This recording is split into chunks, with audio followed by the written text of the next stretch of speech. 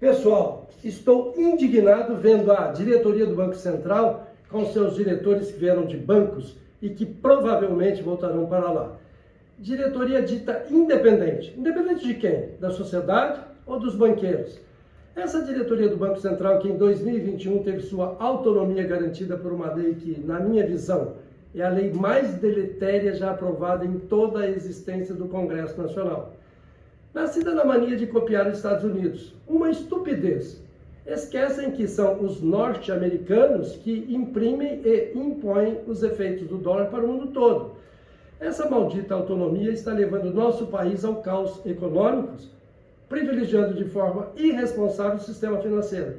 Esse mesmo sistema financeiro que sempre apresentou para nossos governantes uma granada prestes a ser detonada.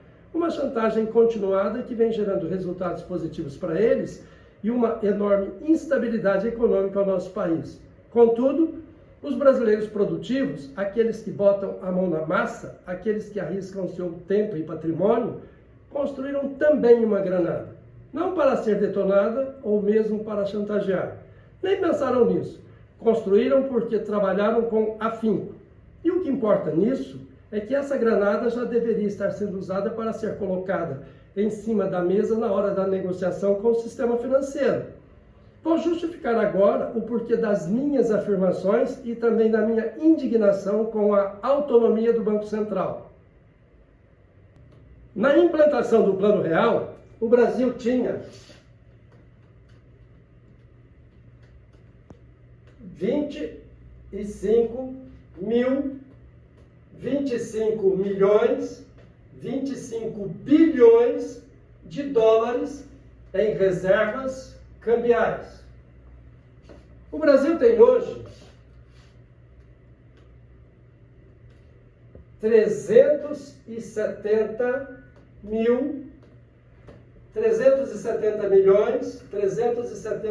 bilhões de dólares em reservas cambiais. O Brasil produz hoje uma riqueza anual, agora em reais, de 12 milhões, 12 bilhões, 12 trilhões de reais, que é o seu PIB. Mas o Brasil tem hoje uma dívida pública, uma dívida com o sistema financeiro de 10 milhões, 10 bilhões, 10 trilhões de reais, que é a dívida pública brasileira. Bem, se nós temos esses números, dá para a gente deduzir que se tínhamos 25 bilhões de dólares em reserva na implantação do Plano Real, e hoje temos 370 bilhões de dólares em reservas cambiais, nós podemos destinar 200 bilhões de dólares para enfrentar o mercado financeiro, para enfrentar o sistema financeiro que está aí fazendo chantagem com o Brasil. Ou paga juro alto, ou compra dólar e o dólar sobe, ou a inflação sobe, enfim. Nós podemos fazer isso, que ainda vai sobrar 170 bilhões de dólares em reservas cambiais. Bem, vou mostrar vários números com alguns cálculos para vocês terem uma noção do porquê eu estou dizendo, afirmando que nós podemos investir 200 bilhões de dólares, porque na realidade não é vender dólar, é na realidade trocar dólares. Hoje, se nós vendermos 200 bilhões de dólares, nós arrecadaremos 1 trilhão de reais. Para quê? Para reduzir a nossa dívida em 1 trilhão de reais. E olha que eu estou fazendo a conta e o cálculo na conversão de 1 para 5, não de 1 para 6 como está hoje. Se o Brasil deve hoje 10 trilhões de reais para o sistema financeiro, dívida pública, quer dizer que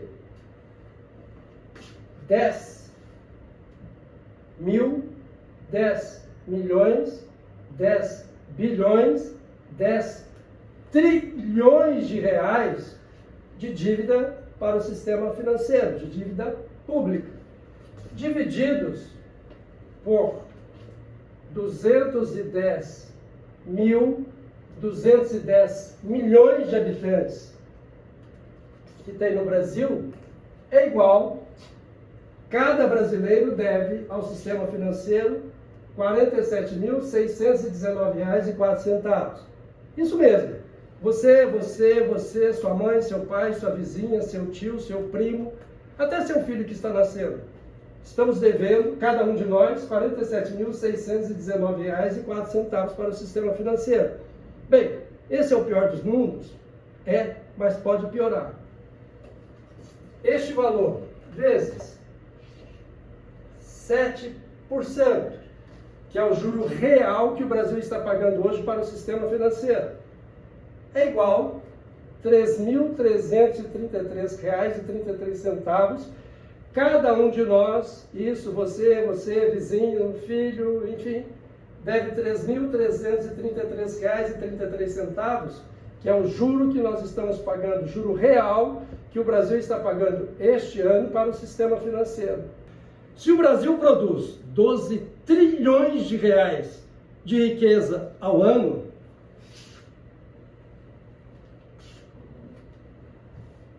$12 milhões, 12 bilhões, 12 trilhões de reais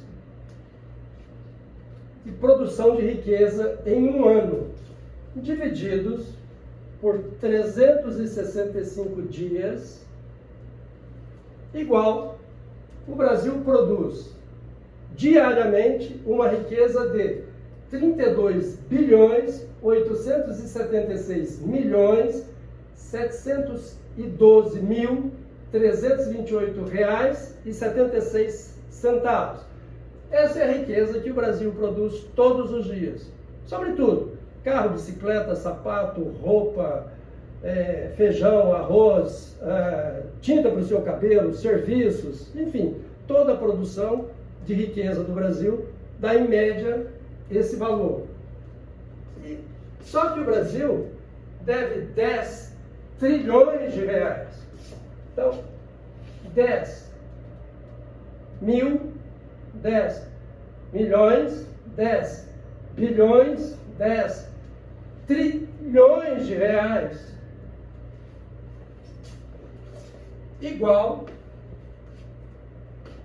este valor que o Brasil produz todos os dias, 32 bilhões, tirando os 10 trilhões que ele deve, ainda fica devendo diariamente 9 trilhões 967 bilhões.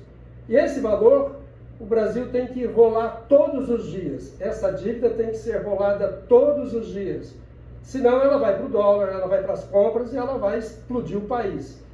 Teve até um presidente, há alguns anos atrás, que passou a mão em todo esse valor e virou um rolo. Por isso que o Brasil foi 80% de inflação ao mês. Isso, quase 3% ao dia.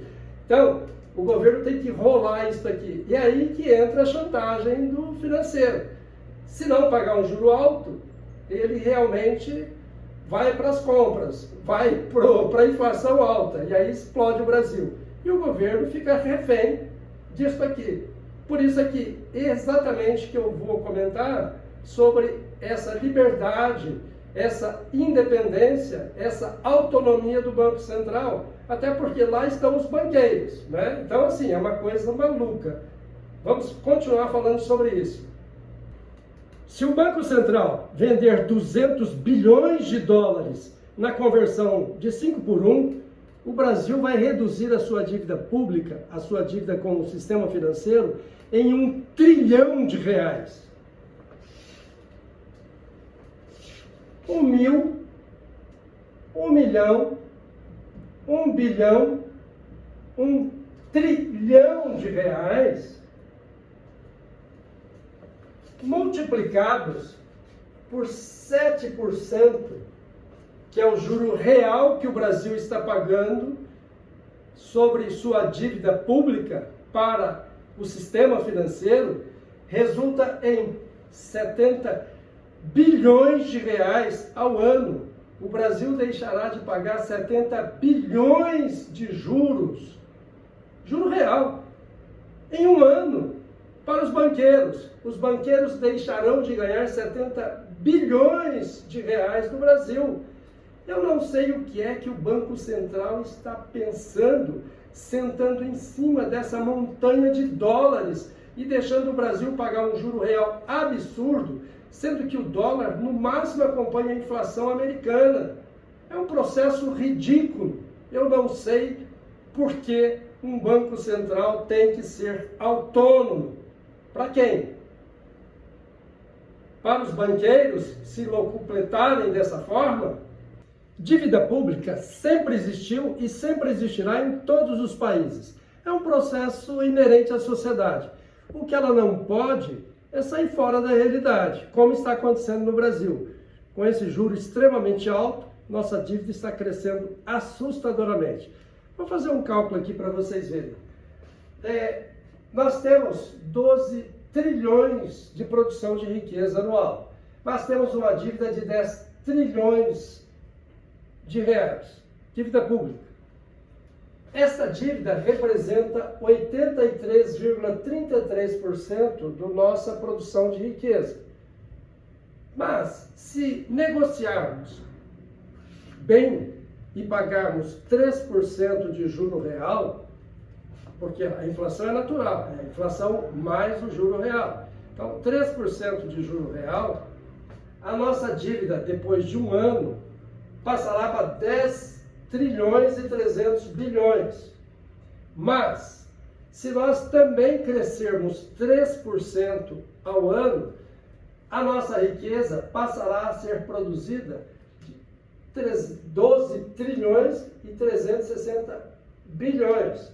Então, nós teremos 360 bilhões de acréscimo de produção de riqueza, mas teremos 300 bilhões de acréscimo na dívida pública, que também, neste percentual de 3%, ou percentual, tanto faz, né? Eu gosto mais do percentual que é de porcento. Esses 83,33% continua sendo a mesma paridade, os 3% lá e 3% aqui. A única diferença é que, como ainda a produção de riqueza ainda é maior que a dívida, nós vamos ganhar 60 bilhões em produção de riqueza. Então seria, aumenta 300 bilhões a dívida, mas aumenta em 360 bilhões a produção de riqueza. Agora, isso não pode inverter, porque se isso aqui fosse ao contrário, nós teríamos também ao contrário. Nós teríamos um aumento de 360 bilhões de dívida e teríamos um aumento só de 300 bilhões de riqueza. Então, ficaríamos mais pobres. O Brasil também tinha, na implantação do Plano Real, uma dívida externa monstruosa. Estava sendo monitorado pelo FMI e saindo de um impeachment do presidente da República com uma inflação de mais de 80% ao mês. Isso mesmo, uma inflação de quase 3% ao dia. Aí veio o Plano Real, trouxe esperança para o brasileiro, e o brasileiro fez o que precisava ser feito. Foi trabalhar, foi produzir. Pessoal, lógico que $1 nas alturas torna as exportações mais rentáveis, porém, desorganiza toda a economia brasileira.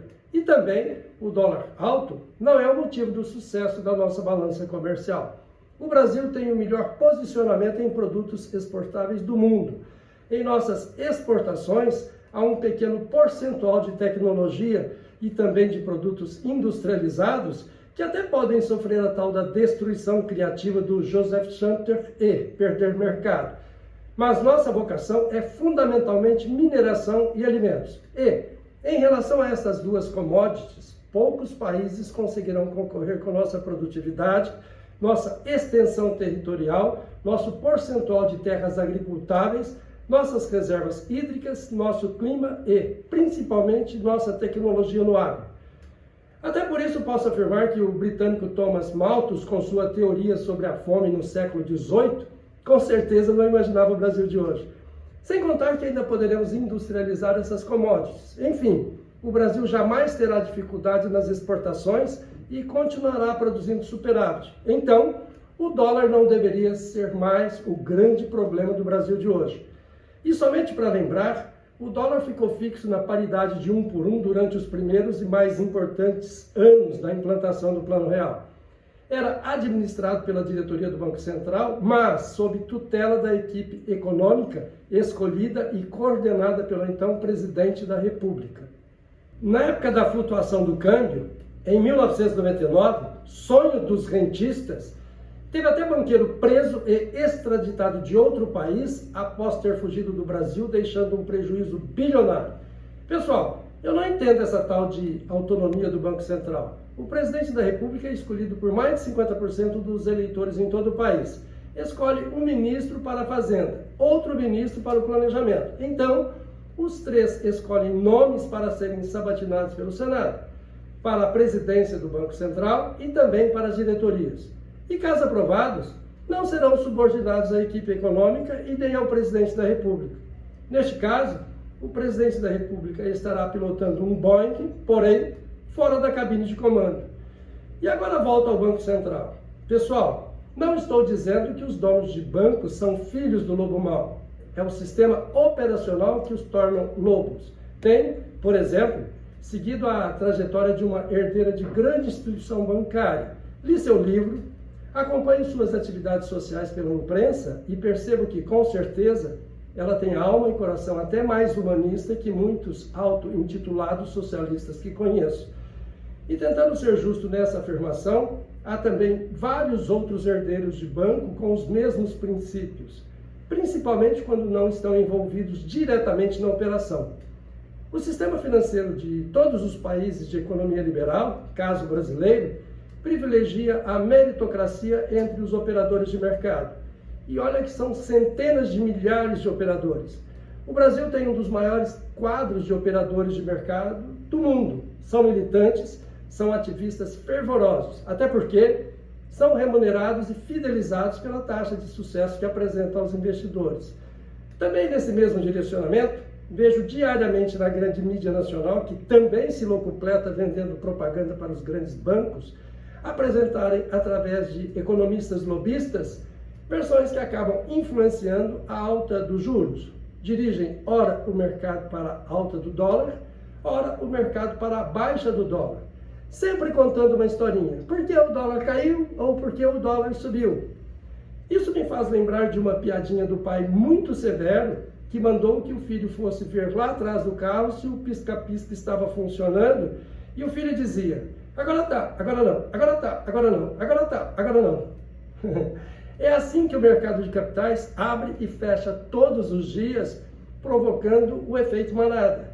Induzem a alta e vendem os dólares, induzem a baixa e compram esses mesmos dólares, deixando os operadores do sistema financeiro e principalmente os investidores cada dia mais ricos e os brasileiros ignorantes sobre esse tema cada dia mais pobres.